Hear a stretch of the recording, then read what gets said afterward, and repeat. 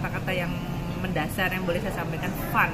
Jadi mungkin judulnya boleh lah leadership authentic ya, authentic leadership ya, tapi suasananya fun. Karena kita dikasih ruang buat explore informasi, tanya jawab, diskusi. Artinya di momen itu tuh kita saling belajar ya. Yes. Jadi Bapak sedang deliver saja, kita nerima, tapi kita juga sama. Pelajarannya kita juga sama. Kita saling belajar. Jadi menurut saya itu sangat fun sih. Apalagi kita kan tidak pernah mengulik diri kita sendiri ya. Kita diajarin dan di tanda petik dipaksa untuk menilai, metani gitu ya istilahnya ya, membuka diri kita sendiri seperti apa. Itu sih Pak, fun banget pokoknya. Selain fun, pembelajarannya dapat nggak? Sangat bermanfaat. Gitu ya, untuk orang-orang yang mungkin belum implement itu sangat bermanfaat. Bagi orang yang sudah mengimplementasikan itu, bagi kami menjadi sebuah penguatan sendiri ya. Penguatan, ya. Apa yang kita lakukan udah on track nih. Iya, betul sekali. Penguatan, butuh penekanan, you go for it gitu ya. Berarti udah benar, kita udah di jalur yang benar gitu. Jadi bagi saya ini luar biasa sih, luar biasa. Mbak Sisil, satu pertanyaan terakhir deh. Menurut Mbak Sisil, siapa saja yang perlu ikut training ini? Orang-orang yang sudah berada di atas sekarang. Orang-orang pada di atas ya? Kadang mereka suka lupa. Mereka lupa, sebelum mereka di atas, mereka juga di bawah loh. Iya, betul. Kadang mereka suka lupa, karena mereka suka lihat ke atas, nggak lihat ke bawah. Bagi saya, orang-orang justru yang di atas tuh harus diingatkan kembali, di refresh. Bukan berarti mereka tidak seperti itu ya. Tapi di refresh kembali bahwa zaman kan juga berubah ya. Berubah. Dan sangat berubah. Harus ngikutin itu. Dan diingatkan. Oke. Untuk tetap selalu menjadi otentik. Apapun kondisinya. Good. Selain itu Mbak Sisil, saya kepikir juga tadi malam nih, saya berpikir ini kelihatannya untuk mahasiswa juga perlu ini. Gimana menurut Mbak Sisil? Itu juga perlu sih. Mumpung mereka kan anak-anak zaman sekarang. Itu sangat rentan dengan perkembangan zaman. Terutama mereka lebih menggeser lebih percaya kepada media sosial seperti itu. Jadi mereka juga perlu untuk diarahkan bahwa hal seperti itu juga penting bagi mereka, supaya mereka nggak mudah terombang-ambing. Mereka tuh model-model zaman yang mudah terombang-ambing sepertinya. Sehingga sebenarnya untuk membentuk leader yang baik dari anak-anak zaman sekarang ini. Iya, betul. Karena mereka juga lebih kritis. Itu yang harus kita ambil.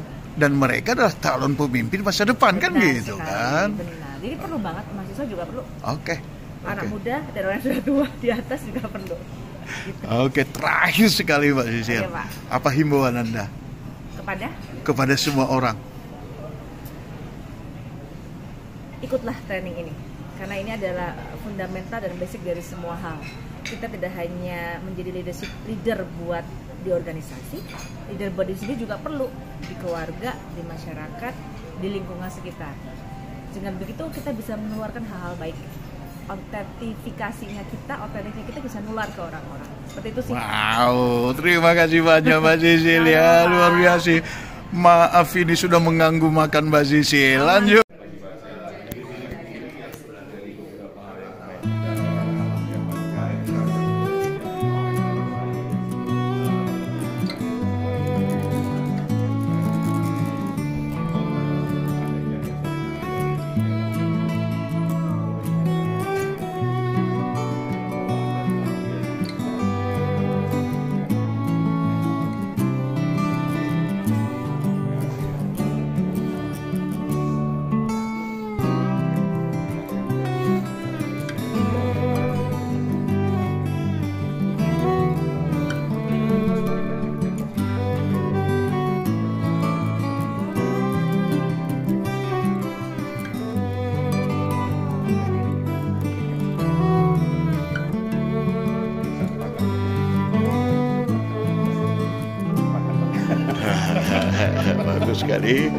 Bagus sekali.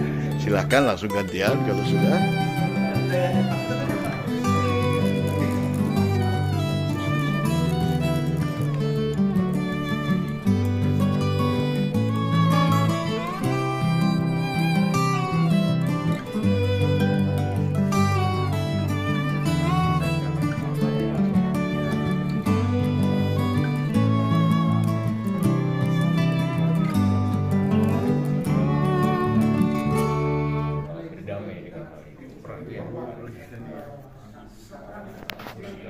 Pak Teguh, selamat siang Pak Teguh. Siang Pak Ginting. Kita sudah 2 hari kan training Pak ya? Betul Pak. Ya, gimana kesan Bapak di training kita ini? Sangat positif Pak. Positif ya? Jadi membuka pengetahuan kita, kesadaran kita mengenai pentingnya menjadi pemimpin otentik. Ya. Lalu bagaimana tips-tips kiat-kiat kita untuk menjadi pemimpin otentik. Good Pak. Terus cara kita mengendalikan emosi, Ya. ya kan? Semua itu akan berguna untuk diri kita sendiri, organisasi maupun lingkungan kita Pak. Ya. Bahkan generasi penerus kita nanti kita bisa ajarkan sama anak-anak kita. Oh, gitu ya? Karena kan anak-anak saya juga berada di rentang umur itulah ya, yang Ya. kita bahas lah Pak, 3 sampai 12. Itu sangat perlu kita dari sedini mungkin Ya. kita berikan pengetahuan ini gitu. Ya. Kita estafetkan gitu Pak. Iya Pak. Jadi good job untuk tim SLI GBU. Mantap sekali kalau gitu. Nah, kalau begitu, sejalan dengan apa yang Pak Teguh sampaikan, masih perlukah orang-orang dari MSAL untuk ikut program, seandainya ada program berikutnya? Sangat perlu Pak. Karena masa cuma saya dan Pak Remon aja kan. Yang lain-lain pun harus dibekali dengan kemampuan yang ya biar kita seirama lah Pak. Gitu ya Pak ya. Pemahaman satu arah ya. Oke. Kalau fasilitas kita di sini gimana Pak? Incredible Pak. Incredible ya. Sangat representatif, sangat bagus Pak. Oke. Terima kasih Pak Teguh. Sip. Terima kasih. Oke.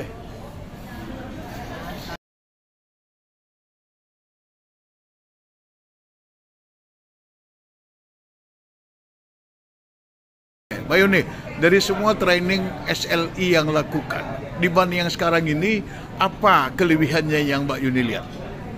Oke, saya merasa bahwa training yang leadership ini, authentic leadership tepatnya. Di sini kita diajarin untuk belajar dan mengenal kepemimpinan yang otentik, yang dimana selain kita menunjukkan suatu originalitas, tapi kita juga diarahkan juga untuk punya norma dan batasan yang baik agar kita menjadi leader yang efektif. Iya. Nah, terus selain itu kan kita juga partisipasi dengan aktif, dan juga dengan masukan dari teman-teman, dari trainer, kita saling melengkapi. Iya, betul sekali. Jadi kadang-kadang kita punya pikiran satu macam ini, tapi tadi ternyata hati nurani ataukah jadi ada poin-poin yang jadi kita saling melengkapi, dan jadi selepas keluar dari training ini kita merasa lebih lengkap dan kita lebih lebih terarah nggak dalam kita menjalankan pekerjaan kita sehari-hari. Gitu ya. Satu lagi pertanyaannya, worth it nggak untuk training ini dengan fasilitas yang lain? Gimana menurut? Nah, ini biasanya saya kan sebelumnya pernah ikut training SLI. Ya. Nah, dengan diadakan di Ritz-Carlton Jakarta Mega Kuningan. Ini mantap kali Pak. Mantap kali ya. Mantap. Ya. Fasilitasnya bagus banget. Bintang 5. Nah, jadi worth the money Pak. Gitu ya. Jadi gimana himbauannya untuk lanjutkan ya. Sekali lagi. Lanjutkan. Mantap. Makasih Mbak Yuni.